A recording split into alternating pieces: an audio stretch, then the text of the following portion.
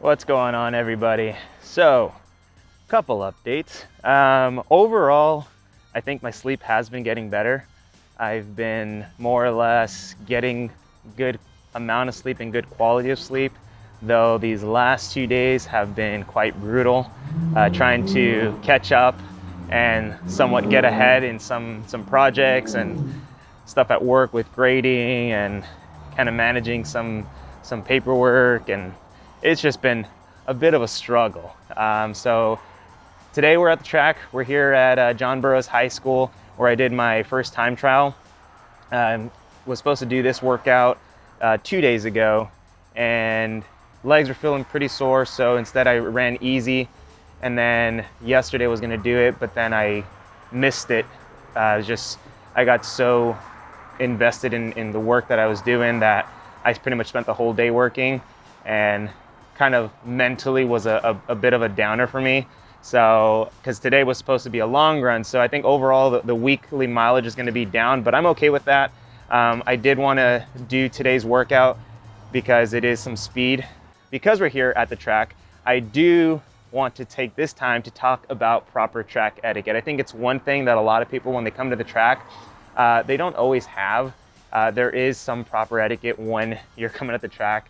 And so today we'll talk a little bit about that and some of the things that I feel need to be emphasized when you do come to a track, and whether it's to run, walk, jog, what have you. So today's workout, we are doing 10 by 200s, and we're gonna go about a 300-meter jog in between the 200s. We're probably gonna start around 36 and then just work our way down to about 30 seconds. Part of today is just trying to get the legs turning over pretty quickly. I do have a time trial at the end of the month for another mile. And so part of the reason why I'm opting to do this instead of the long run is to, kind of want to keep up with some of that speed work and some of that speed training of getting the legs moving quick and being able to maintain those quick turnovers. So I think the first thing of track etiquette when you go to a track is being aware of your surroundings. Especially for a workout like today, where I generally run pretty quick and I'm using, the inside lanes. Most tracks, they have a label that says for like walkers, joggers, and the outside lanes. And part of that is, if you think about like almost every single high school track and field program, their distance team is always going to be using those inside lanes, and they use like pretty much the whole track. So they're going around in the full track, the full 400 meters, and they're doing it multiple times for whatever workout that they have. And then the sprints team, they're generally using segments of the track, and they may or may not be going around the full track, and they usually tend to use like some of the outer lanes, lanes 3, 4, 5, through 8 or 9 or even 6, depending on how many lanes the track has in total. And so most of the general population, general public, I mean, they're coming in and walking and jogging. And so to more evenly wear out the track, because the sprinters aren't using it as many times or going around as many times as a distance runner in the inside lanes, it's helping to wear down the track a little bit more evenly. If you're coming to a track and you're going to be walking, and you're walking for time or for however many laps, try to stay to the outside lanes. And again, it's part of it. It's just being aware of your surroundings too. So I mean, if you're watching around and there's people running pretty quick and they're using the inside lanes, I mean, if you're by yourself and you're walking, then it's kind of like walk wherever you'd like. But then if you see other people there, just being conscientious about that and common courtesy to just like move to the side. And I do that too. Like, even so, like for example, if I'm doing the workout today and I'm running fast 200s, if I'm not running fast, I tend to just move out to like lane 2 or 3 for the recovery portion. So for today, I'm doing recovery 300 meters. I'll move out to the outside, and part of that is just out of habit. That's what we, being a part of a track team before, then that's kind of what we did. It's like, if we're going to recover, we'll go to the outside lanes 2 or 3, so that if anybody else is on their part of their workout, they can just boom right past us. And so it's just understanding that dynamic that, if you're going to be running fast, take the inside. If you're running slower or walking, jogging, you move to the outside. The other thing is, like, when you cross the street, You always look both ways to see if there's any cars. Same protocol really applies when you're on the track. Looking both ways before you cross, because for fast workouts, you know, your job and your mentality is, you know, you're honing in and focusing on what you need to do for that workout, whether it's maintaining form, whether it's getting into a steady breathing rhythm, whatever the case may be. And so the more you have to look out for other people, then it just kind of disrupts some of that flow, that mental energy, if you will, of honing in on that workout. But instead you've got someone that's crossing, whether they're on their phone, whether they're just talking, or they're just not aware. And so obviously you don't want to hit them, and so you move out of the way. And it doesn't seem like much, but when you're running in pretty quick, you know, like by the end of my workout, I'm going close to my 4-minute mile pace. That's those 30-second, 200s. You're moving pretty quick. And so having to move out of the way, or if somebody just jumps out in front of you and, you know, they're not paying attention, you don't want a collision. And so it's just being conscientious of that aspect. The other thing with good track etiquette, and this is kind of just like from my own experience, I have nothing against sport, like any other sport. I mean, I like, for example, soccer tends to be one sport that is shared amongst the track, because they use the infield, and you know, there's a lot of soccer teams, and I get that, and I think soccer is a great sport, both aerobically and aerobically, depending what position you play. You know, you got some good power athletes, the goalies, things of that nature. So like, I appreciate the sport of soccer, but what I don't appreciate are a lot of the soccer parents, and even sometimes the soccer coaches, where they'll have their athletes like put their stuff like out on the track, or parents just stand right on the track and they kind of like block the area. And I get it, you know, I mean, when there's, 5 or 6 different teams sharing the field, you're limited to space.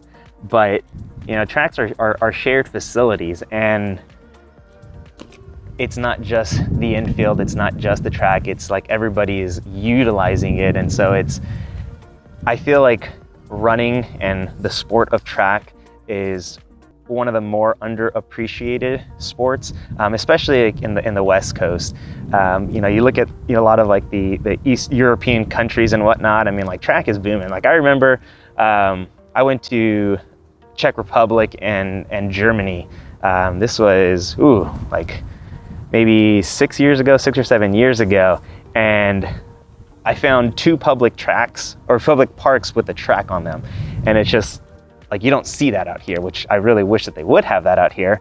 And it's just, track is different out there. And I feel like it's a little bit more appreciated. And so, I've had a lot of parents that parents and coaches that get mad at me for, they'll get mad at me for asking them to clear out the inside lane so that I can do a workout. But it's just, they have their bags there, or the parents are just standing there because they want to watch their kids. And, I get that. I'm not saying don't watch your kid. I'm just saying that, people are also using the track, and, I'm doing it for a workout. I mean, everybody's doing something for more or less a reason, and it's just, you don't know what people's reasons are. And so it's just having some more courtesy for when you do enter a track facility. It's acknowledging all of that, acknowledging that everybody's here to do a workout, or to put in some type of work, some type of physical activity, whether it's walking, jogging, whatever the case may be. But it's understanding the dynamic of it. As much as I would love to go to a track and just know that everyone, including myself, are abiding by good track etiquette, where I can put in a workout any time of day, or whenever I'd want, and wouldn't have to worry about running into anybody, or me interfering with anyone else, or anything like that. This is my sanctuary right here. A nice empty track where there is practically no one, and I can put in a workout, just me, myself, and I. I mean, I just love empty tracks. And this particular track, I mean, the stadium, the cleanliness, this is gold right here. we just finished up our warm-up. We got a couple running drills, and then we're gonna get right into this workout here. And I'm actually looking forward to this workout. I've been looking forward to doing a speed workout for quite some time now. It's been a while since I've done just a strict speed workout on the track.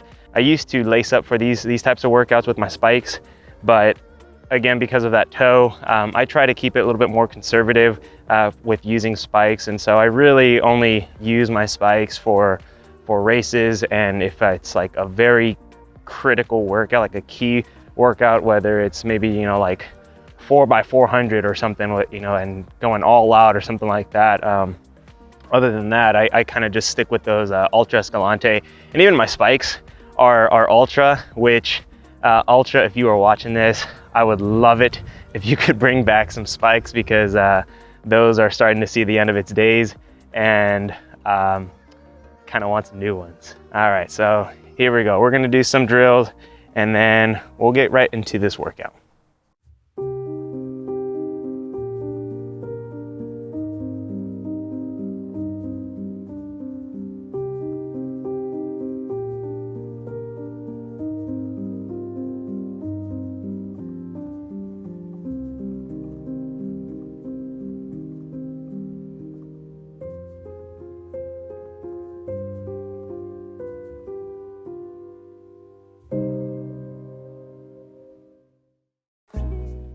I feel like a complete idiot.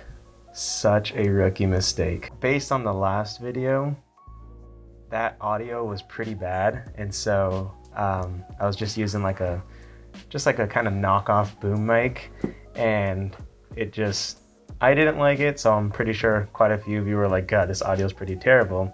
And so I decided to use, it's called the Rode Wireless Go. I actually got it like a year or two ago, and it was mostly for like teaching. I decided to start using it for pretty much like whenever I do these recordings. And of course, after I did my workout, grabbed the camera, picked it up, turned on the camera, but did not turn on the actual mic. And since it was plugged in, the camera was expecting some type of audio input, but because the thing wasn't on, it captured nothing. So today was a good workout. We finished it, and I'm more or less pretty happy with the results. So the goal was to start at 36 seconds per 200 and then cut down to about 30 seconds at the end. And that was 10 by 200. I actually started out pretty good, around 33 seconds. And usually for these types of workouts, like if I go a little too fast, I try to adjust and try to stay true to the workout or to what I'm supposed to be hitting. But I felt pretty good today. The wind was a little bit brutal. It was a little stronger than I anticipated it to be. But I don't like running in the wind, but I do like running in the wind for the purpose of being able to expose myself to the different elements, because for some reason, every track season that I've run in, a good portion of the races that I race tend to be in the wind. So I see it as just good practice. Although I will say there were a couple reps during the workout that I was expecting a tailwind, and I swear it felt like the wind just changed directions just to kind of screw with me. But hey, we got through it. So I ran that first one in 33, and then the next two were also 33. So we went 33, 33, 33. We ran a high 32, then another 33. That was about the halfway point, and then I started dropping down to 31, 30, 31, 30, and then rounded it out at 29 seconds. So about 29.6, I think is what Garmin has me at. But yeah, I mean, I'm more or less happy with the workout. We did come in a little short on the mileage this week. I was hoping to either match, or actually my goal was to go up another 3 miles. So last week we ran 35 miles. And so this week my goal was to go another 3 miles on top of that. So still kind of abiding by that more or less 10% rule. But we came in around 25 miles this week, and that is with a missing long run. So today was supposed to be my long run, and we had scheduled A progression run. We were supposed to go 75 minutes with a cut down every third of the way. So the first third we were going to run 7:30 to 7, middle third moderate 7 to 6:30, and then that last third was supposed to be at steady state. So we were going to go 6:30 to 6. So usually in the past, this type of workout, I would have gone about 12, maybe 13 miles, but I think 12 for sure. We would have gone 12 miles on this long run. So that's about 12 miles. That would have taken me to about where I wanted to be, about 37 miles. So I'm okay with not getting that though, because I do, speed has been one thing that I've been lacking in my workouts lately, but it's been, not because like it's been missing. It's just that hasn't really been the focus. I did want to complete this workout this week as opposed to getting that extra mileage so that I can be closer to last week's mileage, because next weekend I do have a time trial, another mile trial scheduled, and so I wanted to have some good turnover in my legs, good practice for that time trial, hoping to go well under my, was it 4:51 I think is what I ran about a month ago. So after the workout, everything else went pretty smoothly. We did some foam rolling, we did some stretching, and kind of just wound down the whole workout, and had some great company too. I mean, Jess was out there. She's knocked out now, sleeping away, but she also was putting in some work. I think she jogged, ran some about like 2.6, I think was she said. She did some bleachers, she did some core work. So it's always nice to have that support system out there. And I mean, that's again part of the reason why I'm doing all of this, is just to get additional support.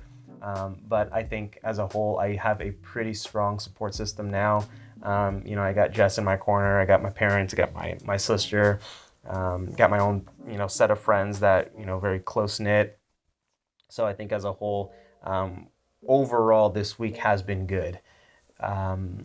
More nights than not, I was sleeping on time, waking up on time, feeling pretty good, more or less felt motivated. But I think the one thing that I'm still lacking is the self-control of taking breaks when I work. So yesterday, when this workout was supposed to be done, I was stuck on a project, and I pretty much took the whole day just working on that project, and I was just certain things I just couldn't get done. And was reluctant to take any breaks because, again, that's just kind of my workaholic tendencies. I want to finish it, but I'm still working on that. And so, again, this is all a process, and things aren't gonna change overnight. And so it's just understanding that as long as you keep at it, you're gonna have some down days. You might have a down week. That was kind of reflective of what happened this week. Was that it was just 1 or 2 bad days. But as a whole, I am pretty proud of what I was able to accomplish this week. And it was nice actually being out on the track today. I mean, I do miss being on the track. I do try to limit the number of workouts that I do on the track, and mainly just because of the toe. I did get a little bit of inflammation today post-workout, so I'm actually on the Normatec right now. So after this, I'll probably ice for a little bit and kind of bring down some of that swelling. But it's always nice going to a track, especially when it's empty. As much as I would love to be on a track, like any time of day, or whenever I want, or whenever I feel like I needed to go do a workout, just to go on a track and knowing that everything will be okay. I know it's not always going to be the smoothest. Like I talked about before, it's just a lot of that is just that lack of track etiquette that I tend to see when I go out there.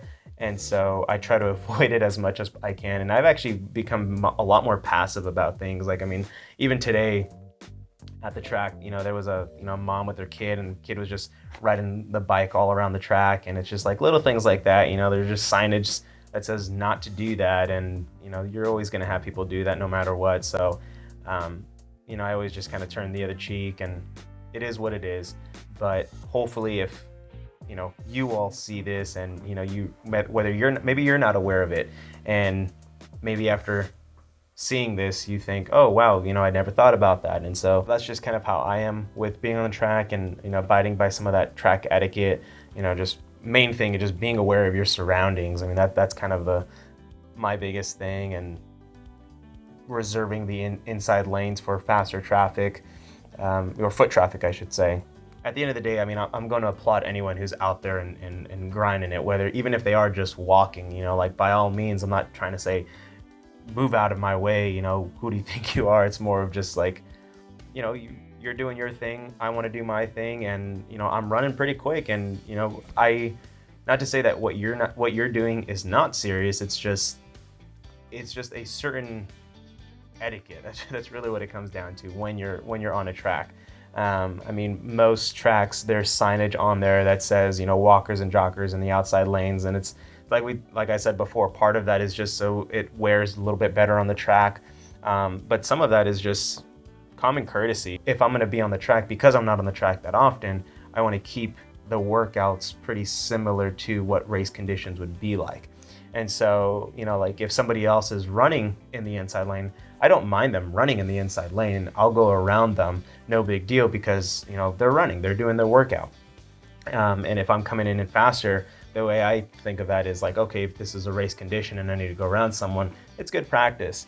But it's more of like the mobs of people that are just, you know, walking in the first 2-3 lanes, and, you know, they're not really acknowledging that other people are running faster, and, you know, they're trying to do a workout, because again, a lot of that is, in my opinion, it's just a lack of appreciation for the sport of track, because, you know, you don't really see it unless it's the Olympics. You know, people don't really acknowledge track and field as much as I think they do for other sports. And so that's just kind of where I'm coming from, and just being in this sport for so long, pretty much my whole life. I've got a different view on it, I think. And so just kind of sharing with you all how I feel whenever I go out onto the track. Next week, actually, I'm going to talk a little bit more about Strava. I know in the last few videos, I've shown like little clips of what my paces were and whatnot from different repetitions of whatever workout that I'm doing. So I'll give you a little bit more breakdown of why I like Strava, you know, how I kind of internalize some of this data. Because like I said before, I'm a bit of a data guy, and I like looking at a lot of this stuff. But with that, if you are interested in Strava, or you've heard about Strava but you're not sure what it is, I will be talking about that next week. But in addition to that, I'm also going to do a giveaway for a 1-year subscription to Strava. So if you already use Strava, but you know, you want to take it to that next level and look more into some of the pace analysis and their gap, grade adjusted pace, they actually give a lot of pretty cool data on Strava. So if you're interested in that, stay tuned for next week, because I will talk a little bit more about what exactly you'll need to do to get your hands on a Strava subscription. But in the meantime, we're going to be going into this new training week, respecting the process, staying the course, and running happy like always. All right, everybody, I will see you next time. Peace.